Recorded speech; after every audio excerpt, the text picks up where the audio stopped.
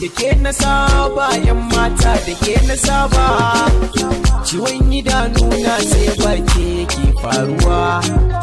farin cikin raina ke ce mai sa mai kawa na yarda da ke aminta da ke ki zo mu jera wanda ke soyayya ta gaskiya baya gadara akan ki ne na fara so ya zamo lalura burina ki ce da ni ne na farko zuciyar ki ba biye ni za ki baiwa dukkan karko na aminta da ke aminta da ni na dina roko burin raina da zuciya su samu mai ɗawainiya wacce za ta sakan raina shauki har da zuciya ba ta nan tafi mai da kwalliya na adano mazauni a zuci babu rauni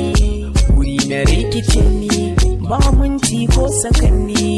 akan ki nake tunani cikar zance burina shine na wure ki na zan mai dafa bayan ki zuci ta dauke nauyin ki ko me na yo na tabbata aiki na sonne tun dashe so shi aikin shiki ne baya barin tsuntsaye so balle mutane ta makafi so a gare su rahaman ne ki jani yankari